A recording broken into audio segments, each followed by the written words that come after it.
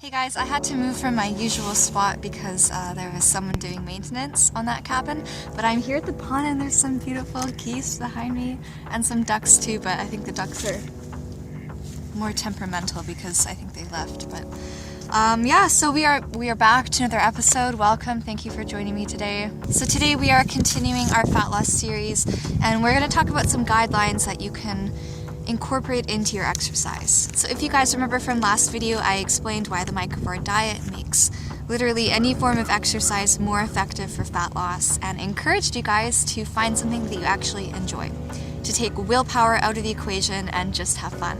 I am all about effectiveness and strategies when it comes to both nutrition and exercise, so you guys have the best shot at succeeding at your goals. So that said, today I'm going to discuss a way to structure your workouts to increase the demand for body fats, but also give you lots of flexibility to plan it the way that you're going to enjoy. So as always, we turn our heads to science to provide some tips on how to make our favorite workouts more effective for fat loss. The first task ahead of us, though, is understanding stress response. Exercise is a form of stress. Good stress, so long as we can appropriately react, sustain, and recover from it. You guys have likely heard the term fight or flight before, and this is actually the very first stage of what is called general adaptation syndrome, or just stress response. By understanding how our bodies react to stress, we can take advantage of each stage and make it more effective at drawing from our adipocytes, our fat cells, and having that fat be burned for energy. So let's go over each stage. Stage number 1 is fight or flight, and this prepares the body for immediate physical activity. It's like panic mode. A stress is recognized and the body prepares for it. I'm trying to film a video here!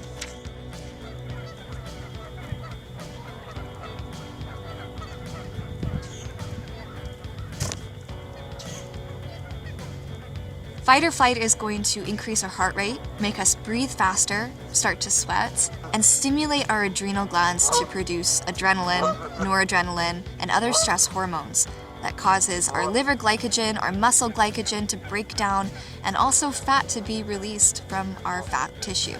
This phase cannot be sustained for very long, but it introduces some very important hormones and reactions that carry into the resistance stage. So this takes over at the end of fight or flight. Energy reserves continue to be tapped into to provide energy, and we see an increase in cortisol. Cortisol acts on the liver, adipose tissue, and skeletal muscles to continue burning energy and reduce inflammation. So fight or flight could be compared to sprinting away from a predator, whereas resistance stage would be more like trying to outrun them, trying to tire them out before we do. And when we do finally tire out, we call it exhaustion stage. So we finally just crap out because our energy reserves are depleted. Our muscular tissue is starting to break down so amino acids can provide glucose, and our immune systems become suppressed due to prolonged exposure to cortisol. So now that you understand how stress response works, it may be more clear to you why you haven't been seeing the fat loss results, even if you're exercising daily. Exercise can lose its stressfulness when you do the same thing all the time, when you don't vary the intensity, or if it isn't sustained long enough to draw upon enough body fat to see noticeable physical results.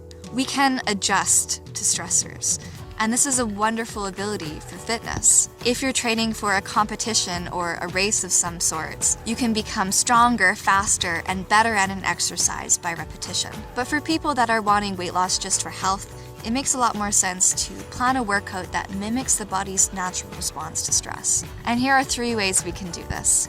So number 1 is to incorporate some high intensity in the beginning of your workout to get those fight or flight hormones to show up. So this could be something like going out for a walk and doing a few 20-second sprints. Keep it brief, don't go crazy and injure yourself. Just set up a high demand for energy. You'll know when you're reaching that high intensity because your breathing will speed up, your heart rate will speed up, and you'll want to stop and catch your breath. So tip number 2 is to incorporate some medium intensity to get the most out of resistance phase. So remember, resistance is when your body is continuing to use those fight or flight hormones, but also other hormones and reactions just to sustain the activity, to continue to draw upon those energy reserves.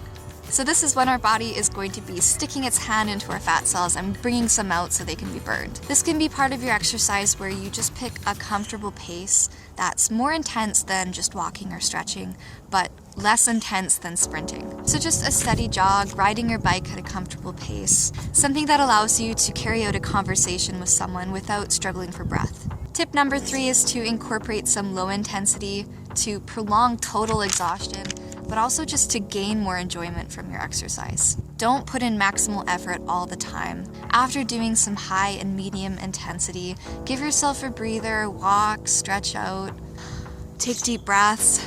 Don't worry, you're not losing out by taking breaks and enjoying the experience. Take advantage of low intensity to really tune in and connect with your body. See how it's feeling. Do you need water? Do you need to stretch out a cramp? Also use this time to regain your focus and keep your motivation high. So these are some very simple elements that you can incorporate into exercises that you love to do. This is so important because if we make an effort to enjoy moving our bodies and have fun in our workouts, we remove the need for willpower.